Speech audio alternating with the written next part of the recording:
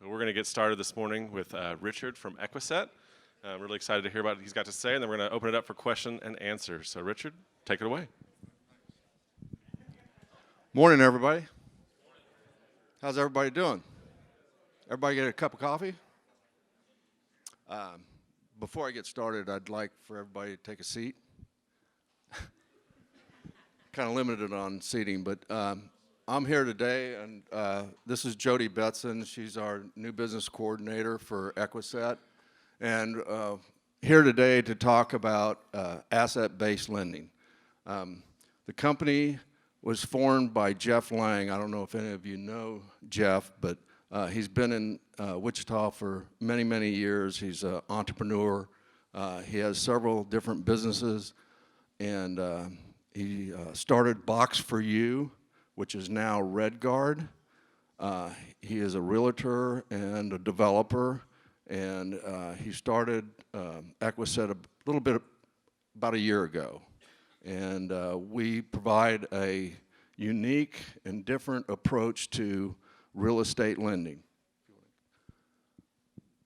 We don't require any type of credit checks or financial statements, and all we look at when we do a real estate transaction is we look at loan to value. We're all about equity. And so we're looking for individuals that have equity in real estate and are cash poor and can't get traditional bank financing. So what we do is we take the deed to the property and we give them a owner carry or a repurchase agreement to buy back that real estate over a set period of time. Some of them are 6 months, some of them are 1 year, and sometimes we'll do a 20-year AM with a 3-year balloon. But we feel very confident in what we do and our business model. We have done quite a bit of business already, and we haven't even promoted this. So it's very unique, and it's something different. And we believe that these customers know what they're doing, and if they're willing to give up the deed to the property, they have some type of repurchase plan in mind. And what we're doing is providing capital to them for a number of different opportunities. So we are very good in our service. We offer very simple documentation. And the examples that we look at, you can see the difference between what a bank does and what we do. We simply take the asset, take the deed to the property, and give them a repurchase agreement. And it's all about appraised value. So we strive to close in 1 week, and sometimes it gets delayed depending on the size of the transaction. But we do all commercial type of real estate lending. We do not do any owner-occupied residential lending.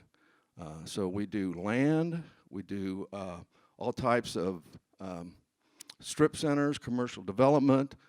We will do residential housing if it is for investment purposes. Let's say it's a duplex and they're renting it out. We can even do single-family homes if they're occupied with a tenant. So we look at the loan-to-value, and we try to stay under 80%, but 75% is really our comfort level. And the lower the LTV, the lower our fees. And how we make our money is just like a bank. We charge fees up front, and we charge an interest rate over the period that they borrow the money from us. So they're responsible for all closing costs relative to the transaction. This is one of our examples. We had a client that owned the property free and clear. It appraised about $70,000. They wanted to borrow $35,000. They wanted it for 6 months. They were going to fix it up and then sell it. And we provided the capital for them. We also did a recreational property down in the Ozarks, and it's for development. And we gave the client a contract for deed. So we can do a number of different type of transactions. This one was for business capital. We did $785,000 on some ag land that was worth $1.2 million, and they wanted to use the capital to purchase 40 acres, a track, and a resort in Vail, Colorado. We did the deal in 5 weeks. Bank can't do that. So we also have a 1031 exchange program, and if you guys are familiar with that, it's a program that the government offers you where you can exchange real estate without having any tax liability. And we've come up with a unique twist to that. It's called the Assured Real Estate Program, or ARP, and we can hold that property for an indefinite amount of time and then flip it into another property once they find that permanent property that they want to own. You know, a lot of people won't flip their property because they don't know what they want to buy. They don't know what they're looking for. But once they find that, then we can get them into that property. So that's what we do. And we also have a sister company called Belt Leasing. And Belt Leasing is a commercial independent leasing company. We lease all types of equipment for businesses, new and used. It's all long-term, 2 to 5 years. And we've been doing this for 23 years now. And we offer 100% financing, fixed rates, long terms. We get our business from equipment dealers, suppliers, distributors, and we also deal direct with the end users. So we offer local services. We do everything as a full service provider. We carry everything for our own account. We do not broker it. So now you know everything you want to know about Equisset and Belt Leasing. So I'd like to open it up for questions. Thank you so much. We're going to get a round of applause. Thank you, Richard. I'll have the mic. If you have a question, please raise your hand before the next question. I'll come to you. Thanks. Okay, 2 quick questions. One is, what would be your comparable interest rate, assuming 20% down, let's say, relative to a bank? And then 7.5%. So we are higher than a bank. all right, so basically it's higher rates for speed, basically. Higher rates, right. And we're doing deals with customers that wouldn't be creditworthy for a bank. I mean, we don't fit everybody's profile, but if they can't get banked, we can do that deal, and we feel that we're taking a risk, so we're going to charge a higher rate. Okay, and then how are you financed? We have bank lines of credit. We have a consortium of banks that we use, and we put in our own equity, our own capital. So the banks like us. We've been doing this for a long time, and we have our own property management division. We go in and inspect the properties. We have our own internal appraisals, and we have everything from the general contractors to plumbers and electricians, painters, and we fix up the properties if we need to, and then we liquidate them if we need to. Tyson here had a question, but he was nervous. He didn't want to ask it on his own, so he asked me to ask it for him. Do you only do financing for real estate, or do you use real estate as the collateral for financing something else? Yeah, we don't care where the proceeds are utilized. As long as we've got the real estate as collateral and it's deeded over to us, they can use that for a number of things: working capital, to pay taxes, to buy equipment. If maybe they have another opportunity purchase, they want to buy another piece of real estate. That's fine. We don't dictate to them how they use the proceeds. Tyson had another question, but Blake's going to go first. What's the default rate, and is it rising or dropping? We have one right now that is in default, and we have another tenant that may possibly be in default, and it's one that we have a lease. They have a lease with a tenant, and the tenant has a pit bull, and the pit bull has caused all kinds of problems in the neighborhood, and we're worried about the liability. The insurance company canceled them on the insurance, so we're making demand that they either get rid of the pit bull or they pay us off. So I mean, it's unusual. We didn't think we'd get into a situation like that, but, you know, that does come up from time to time. Right over here. For belt leasing, are the rates comparable with real estate, 7.5%? Is it higher? And then you said 100% covered. Do you have to have some type of collateral besides the equipment that you're leasing? No, no additional collateral. We lease the equipment that the customer is looking at. It's all for business purposes.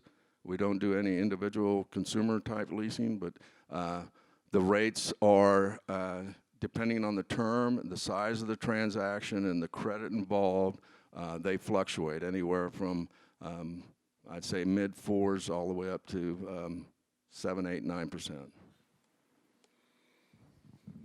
Along with the belt leasing, right here in the middle.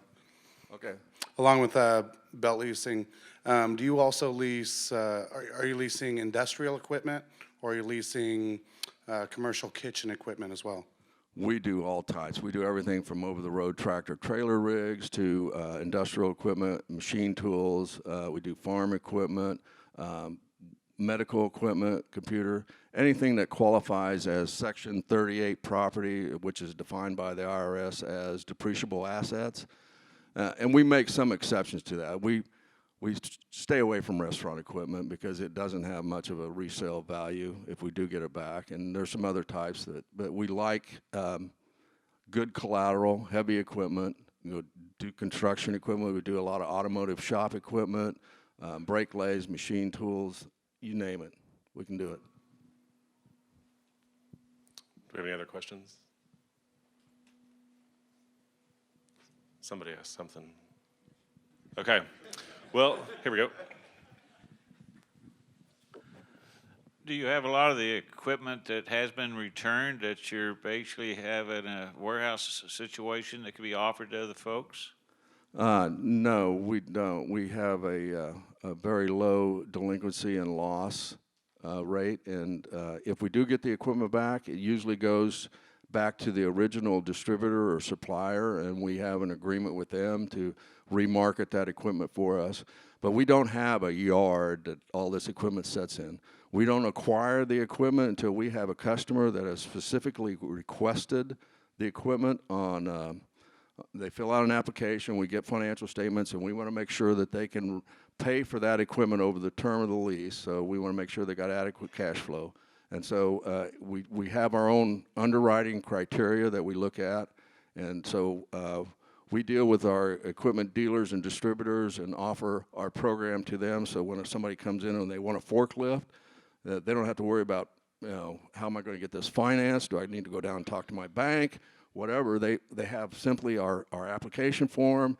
They fill it out or give us a name and a number of that customer, and we call them and we take the application and we complete it. And it's all about timing and offering quick, prompt, professional service. Two questions. Did Jeff Lang start this and sell it, or does he still own it? And secondly, what's Jeff Lang up to next? Are you referring to Equisset? Okay. Equisset, Jeff has been doing this for years, for 25 years on a deal-by-deal basis, and saw the real need for it. So about a year ago, he decided to actually form an entity called Equisset, and that's equity and assets. That's how the name came about.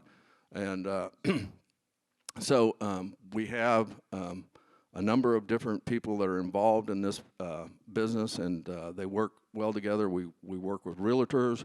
We work with CPAs that refer transactions to us, and we also work with banks. Banks have special assets that they hold on their books that they can't get rid of. Jeff Lang owns Equisset. Yeah, he's 100% owner of it. And then as far as the question of what else he's up to, Jeff has several things in mind with regards to the south side of Wichita. He's developing the Crossgate district, and that's everything from 235 south to the Big Ditch on south. And there's about, I don't know, several different projects that he's working on. One of them is the Iron Horse Manufacturing Park that we got an IRB issued on, and we hope to break ground on that in the next few months. And we're bringing some big businesses into Wichita that are going to bring in, we hope, hundreds of jobs. So. Your website says that you assist entrepreneurs to capitalize on new opportunities. Correct. There's probably a couple in here today, but we're notoriously known for not having money or assets. How do you help entrepreneurs when they're in an early stage mode? That's very difficult. If we can't collateralize it, it makes it really difficult. We want to mitigate our risks. We want to make sure that we can get our investment back. So to answer your question, I don't know if we can help you. I think you're going to have to go to a bank and apply for an SBA loan, or find some private capital, or find an angel, somebody out there that can. That believes in you and can invest in you and your business and what you're looking to achieve. I have one. I'm Bree Maybe from JPY again. Okay, so what if we already have a bank that wants to finance us? Let's say we have $1 million project that we're going to build, and we don't have the $200,000 cash. Would you be the second? No, we wouldn't be the second. And we don't take mortgages. We take deeds. We take deed of the property. We want to know that if the customer doesn't perform, that we don't have to go through a foreclosure process. We just take possession of the property and we liquidate it. We don't do Construction project like that.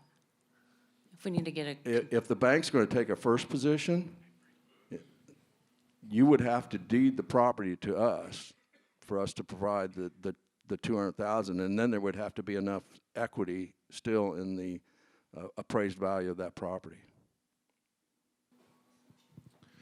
Do we have any other questions, Tyson? All right. Well, just what as a community can we do to help you? We're here today because we are a new company, Equisset is, and we haven't really marketed it, and we're looking for exposure. And so if you could pass the word, let people know that we are in the business of lending on real estate assets, and we're not a traditional bank funding source, and we don't have the same credit criteria that a bank has. That's what we're looking for. We're just wanting some referrals, and we want to help grow the community and provide the capital for businesses to grow. Thank you very much. You're welcome. Have a good day.